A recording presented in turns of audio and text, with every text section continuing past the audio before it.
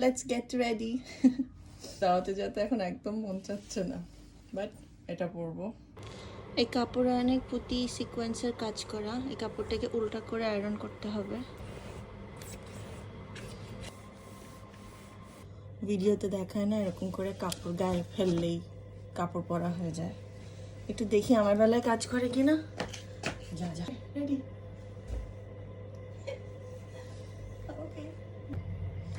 গতদিন I think moisturiser লাগানোর কারণে এত বেশি গরম লাগছে যে আজকে তো আমি ময়শ্চারাইজার লাগাবো না, আর আমি আজকে এমনি মেকআপ করবো, কারণ এমনি অনেক গরম লাগছে। একটুখানি কালার কারেক্টার, এলফের কালার কারেক্টারটা ইউজ করছি। ব্লেন্ড করে নিলাম কালার কারেক্টারটা ভালো করে। আচ্ছা, আমি প্রাইমার অ্যাপ্লাই করতে ভুলে গেছি, সো একটুখানি প্রাইমার নিই, গালে একটুখানি অ্যাপ্লাই করে নিই। এমনিতে অল্পখানি অ্যাপ্লাই করতে হয়। গোল্ডেন রোজের এই প্রাইমারটা একটু শিমারি, এটা অ্যাপ্লাই করার সাথে সাথে একটা শাইনি এফেক্ট আসে। এরপর অ্যাপ্লাই করব কনসিলার। কালার কারেক্টারটা অ্যাপ্লাই করেছি, এটা এই পাশ দিয়ে আমি আর এটাকে ইউজ করব না কনসিলারের জন্য, কারণ হয় কি ওই অরেঞ্জ কালারটা না তখন কনসিলারের উপর থেকে দেখা যেতে থাকে, ওটা ভালো লাগে না। একটু কনসিলার অ্যাপ্লাই করব এখানে, মনে হচ্ছে ডার্ক সার্কেলসটা লুকানো যায় নাই। আই মেকআপের জন্য এই আই শ্যাডোটা ইউজ করব। আমার কাছে বেশি কোনো আই শ্যাডো বা মেকআপ কিছু নাই, যা আছে ওগুলো দিয়ে মেকআপ করতে থাকি। আমার কাছে মনে হয় মোর দেন এনাফ আছে। আচ্ছা, বেশি মেকআপ থাকবে কেন? আমি আসলে মেকআপ পারিও না করতে, কোনো মতো বাস কিছু একটা করে নিই। আজকে বিয়েতে যাচ্ছি তো একটু হেভি মেকআপ করাই যায়, একটু গ্লিটারি মেকআপ করা যায়। তো প্যালেট থেকে এই যে এই কালারটা, এটা যায়ও না কাপড়ের সাথে। আচ্ছা দেখ, এই কালারটা নিব আর শ্যাডোর চোখের মাঝখানে অ্যাপ্লাই করবো। চোখের মাঝখানটা যেন বেশি জল জল করে, এই গোল্ডেন কালারটা অ্যাপ্লাই করবো এখানে। আউটার কর্নারের জন্য এই ডার্ক কালারটা। আচ্ছা, নিয়ম মেনে মেকআপ করতে হবে কে বলেছে? এত নিয়ম কেন সব কিছুতে? হ্যাঁ, নিয়ম না মেনে মেকআপ করলে খুব হাস্যকর লাগতে পারে, কিন্তু মাঝে মাঝে আসলে মেকআপ নিয়ম ছাড়াও মেকআপ করে দেওয়া উচিত, করতে পারা উচিত। কি বলতেছি আমি? আজকে আমার বিয়েতে যাওয়ার একদম ইচ্ছা নেই, একদম মন চাচ্ছে না যে আমি বাইরে যাব, কিন্তু দাওয়াত আছে, দাওয়াত অ্যাটেন্ড করতে হয়, না হলে খারাপ দেখায়। যারা দাওয়াত করে থাকে তাদের খুব মন খারাপ হয় না গেলে। আবার প্রতিবেশীর দাওয়াত আমাদের সাথে থাকেন, ওনারা কাছেই থাকেন। হয়তো আমি এক্সপ্লেনও করতে পারবো না যে আমি কি মেকআপ করছি, কিন্তু মানে এখানে একটু গোল্ডেন অ্যাপ্লাই করেছিলাম, গোল্ডেন আই শ্যাডো, এপাশে একটু গোল্ডেন আই শ্যাডো, মানে পিঙ্ক আই শ্যাডো, যেটা এখন আর অলমোস্ট নাই হয়ে গিয়েছে। আউটার কর্নারে darker eye shadow. I think I don't mind it, it's fine.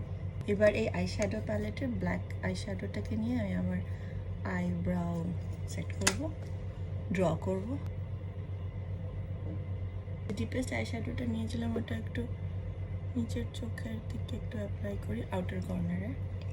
So এটাকে নিয়ে এখানে অ্যাপ্লাই করছি।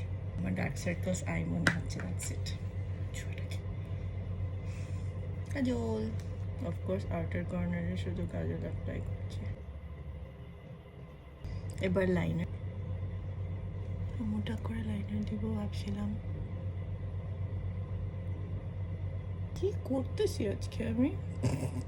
যাই হোক, লাইনার ঠিক হয়ে গেছে এখন। অনেক মোটা আর লম্বা করে লাইনার অ্যাপ্লাই করেছি। আই ডোন্ট থিঙ্ক আমার লাইনারগুলো ইভেন হয়েছে দেখতে, আর কিছু করার নাই। অনেক দেরি হয়ে গেছে, 8:30টার সময় বের হইতে হবে বাসা থেকে, অলরেডি 8:15 বাজে। I am not ready yet. Highlighter নিলাম, হাইলাইটার অ্যাপ্লাই করব এখানে একটুখানি, এই যে এখানটাতে।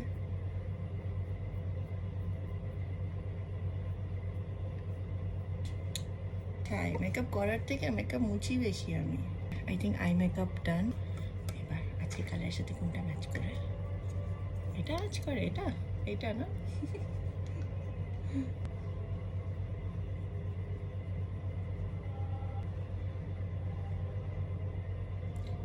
আমি ফাউন্ডেশন লাগাই নাই। আচ্ছা, সমস্যা নেই।